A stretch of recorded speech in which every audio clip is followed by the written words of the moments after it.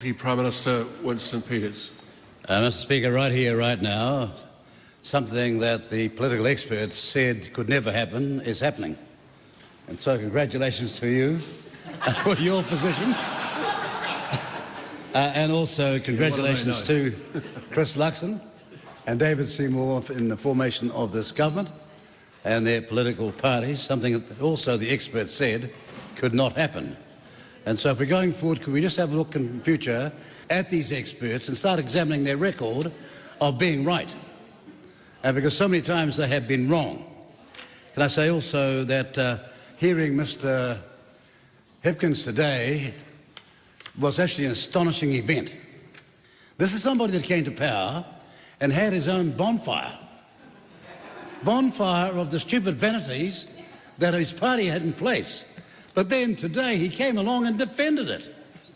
And the extraordinary thing is, he didn't seem to understand that the forward forecast for GDP for next year by the IMF has us at 159 in the world, just in front of Equatorial Guinea, and doing less than 1% in terms of GDP.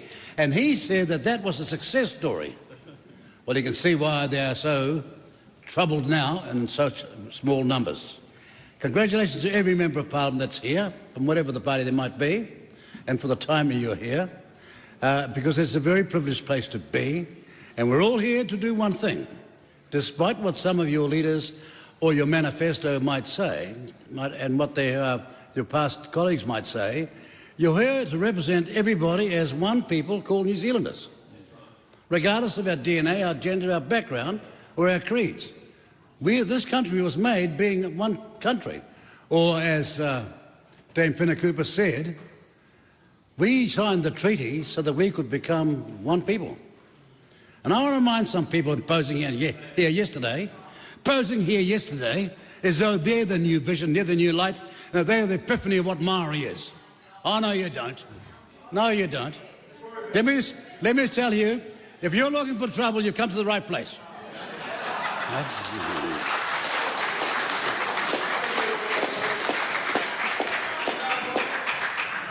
We came back to Parliament doing the impossible. Right? Yes, you're true, it's true. But let me tell you two things. You're heading for 54 years if you're in the Greens, at never having been in Cabinet if your party was formed in the first contest in 1972 under the name Values. 54 years never being in Cabinet is a long time to wait. Even Moses only 40 years and his people made it. For 54 years, and the Green Party is never going to make it back at all, and nor is the Party Maori. And I'll tell you why it is. Because you're heading straight to the bottom pile, claiming to be what you're not, the voice of Maori. No, you're not. And never will be. And certainly not someone who is so decolonised he wears a cowboy hat. So decolonised he wears a cowboy hat. Isn't it amazing? Every pretension he's got can be found out in 5 seconds flat.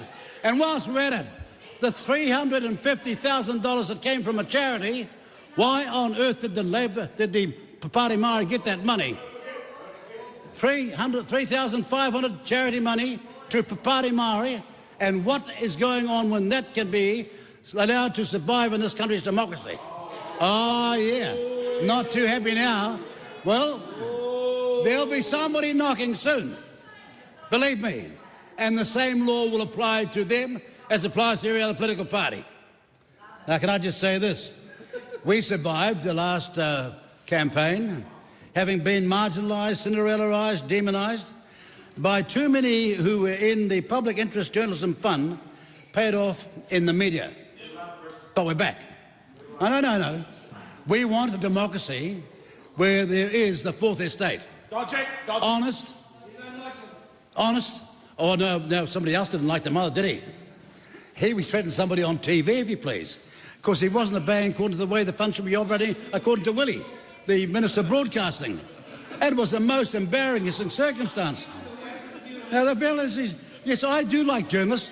I like journalists who understand that it's a profession and that they are critical to any democracy. But I do not like fifth columnists. I don't like people, for example, to go out have politically motivated commentary day in, day out. It reeks. Their questions reek of their preference. They're not professionals. They're not professionals. Well, I can see why Mr. Jackson wouldn't understand, because Mr. Jackson has been the key voice in the Labor Party these last 6 years, and he's sent them to their demise. He's their Maori leader. He's their Maori leader, and there's one left now in the Maori seats. Oh, and by the way, Te Pāti Maori, only one party has ever taken all the Maori seats off Labor, and you're looking at it. Only one party's ever done that.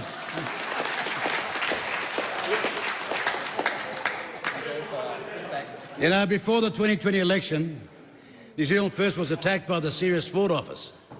It's April in 2020. We're on about 4.5%, almost 5%, and we're attacked by the SFO. And then the media relentlessly, as an organisation, went after New Zealand First. And one outlet, no fewer, and publicly owned it was too, no fewer than 27 times attacked us. Yep. Yet when we beat the SFO, when we beat the Serious Fraud Office, not once, but twice, before the election and after it, and put out a press statement about our rights, the rights of the victor in this case, they never printed a word. Yeah. They claimed to be balanced. Never printed a word.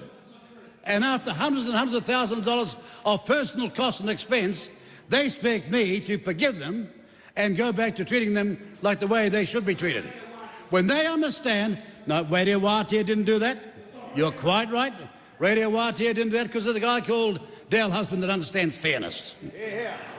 He's one of those guys that despite his colleagues, he's professional. Despite people like Willie Jackson, he remains professional. And I salute that. And that's why I go on this show every second week, like the farming show. All those that talk to us will get to talk to us after the election. But those newfound that turn up the day after, or they did the day before the election, this is true. I was on there too, turned up the day before the election, journalist, and wanted to interview me. And I said, well, is there any chance of any vote being affected by your comment? No. So what the H are you doing here then? That's what they thought was fair. And then all of a sudden now, they want Chris Luxon to rule Winston Peters out. He's misbehaving himself. Oh, no, I'm not. I believe in democracy and I believe in the media. And I want to see them back to doing what they should do and not becoming an unelected political party in this country sitting up there. That's all I want. Ladies and gentlemen, look, can I say that we're out there packing the halls in Tauranga. We got 750 in Tauranga, not one journalist there. Then we're on to places like Dunedin, Papamoa, Dargaville, Invercargill, Hawke's Bay, Kaikoura, Nelson. Everywhere we're packing the halls and no journalists at all. Do you think that's commentary? Do you think that's fair? Or they say, we sent somebody. No, you didn't. I can show you the meeting after meeting after meeting where they wouldn't give us any coverage whatsoever. Oh, no. Unlike that member, she couldn't fill a telephone booth. But we packed the halls. Not enough chairs or anything. And my point is, why were they gaslighting us out of the campaign? This is not what a democracy looks like. And whether people agree or not, they're entitled to hear, as Phil Collins sang, they're entitled to hear both sides of the story. Yes. Not one side, both sides of the story. And here's Willie trying to defend them now. He knows in his heart of heart, as he goes from this job very shortly. And he will. Oh, no. They're calling it, look, when democracy, when you're in a game and in the end they look around and say who's responsible, and you think to yourself, maybe it's the guy I'm looking at in the mirror, then the time staying here, Willie, is not going to work for you. And the sooner you go, the better, so that somebody can step up and start to rebuild what was once a great party, but has forgotten the workers. They wouldn't know a worker if he fell over one. Totally forgotten the working people of this country. Ladies and gentlemen, we got back because we went to the social media. And we didn't use any boosters at all, but we knew out there, at least unfiltered and unedited, we could get our story away. But had we got a decent go, we'd be sitting here with far more than the members we got now. Yeah. And that's a fact. Why, the Greens never had a meeting. They never had a meeting. They go down to the beach, get a few starfish, and they're headlining a 6 o'clock news. What was political about that? Pray tell me, you're from the journalist, you're a media person, what was political about that? Unbelievable, deafening. And they never had any public meetings anywhere in the whole campaign, and there they are sitting there. But I tell you what, Mr. Collins, this is the high point. It's going down now. I've been around a long time. I know a bunch of losers when I see them. Any money you like, you're going their way. Because these people want their seat back. And they're better organised, and there will be when the time comes. So enjoy the next 3 years. Try to do the best you can, but it won't be long. Ladies and gentlemen, can I just say to those in the media who wrote us off and relentlessly attacked us, guess what? New Zealand First is back. Hear, hear. Hear,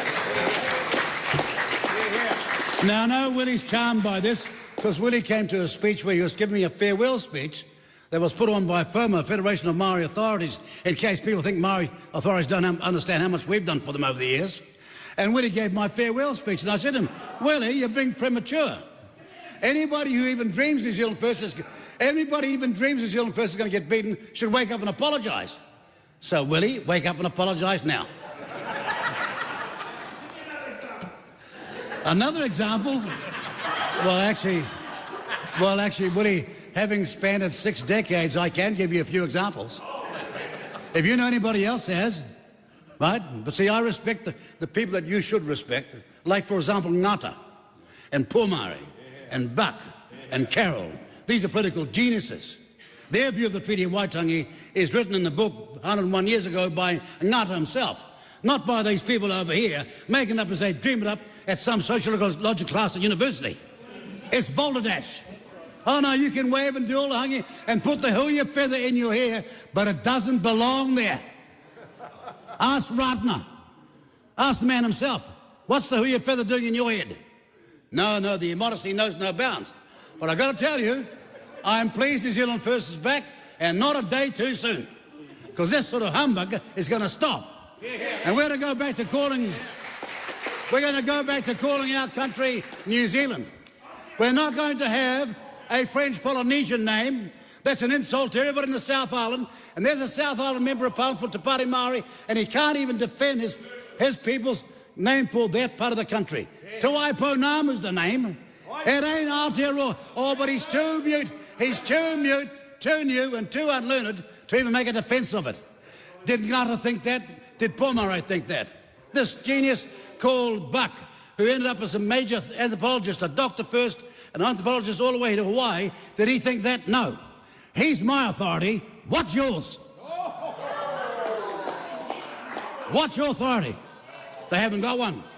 And so no more of this darn humbug, and you can put the taumoko on and dance around and carry on in the way that we find very strange, because where I come from, that's conferred upon you. You don't just paint yourself like some tattoo shop. But that's what they're doing. And I saw yesterday, to walk into this place and take over the traditions of a great democracy that's been going since 1854. One of the great democracies in the world. Oh, Willie thought it was wonderful. No consultation, no. Here comes Johnny come lately, or in this case, Rawiri come lately, and he's going to design the whole thing new. I got news for you, sunshine, and it's all bad. We got news for you, and it's all bad. We're not putting up with it. And some of us have done far more for Māoridom than you'll ever do. That's a fact. Who settled this? Who settled the Central North Island Tribes' 14 iwi settlement? Who settled that? Right? The Maori Wardens. Who gave them the start? The Maori Women's Welfare League. Mount Hikurangi. I could be here all day what we've done for Maori. Not like these people. All talk and no action. All talk and no action. And we're not coming back. We're not coming back here to listen to. We're not coming back to listen to this humbug any longer. We want this country to be called New Zealand. And if we're going to change the name, then we're going to ask all New Zealanders first. We're not going to have a little bunch of minority who say we're the Maori voice. Okay, so if they're the Maori voice and they got only 3% of the vote most of the time, and yet they say the Maori people are 80% of the population, it means that 1/6 of the Maori people might support them and 5/6 don't. How can they call themselves the Maori voice? And why does Willie sit by mutely allowing them to do that? But we knew from the word go that when these people arrived, that there's going to be a race to the bottom between Te Pāti Māori and the Māori members of the Labour Party. And that's tragedy. It's tragic, because at the end of the day, what we get from that is not what people want out in the Māori world. You know what they want? They want an affordable house. They want, if they feel sick, hopefully not them, their parents or their children, to get treatment medically as soon as they possibly can. And they want to get on the escalators that takes you with education as far as you want to go. And the fourth thing Māori want is first world wages. These people never even talk about that at all. No, it's all their highfalutin Auckland University Sociology Department claptrap, making up as they go along.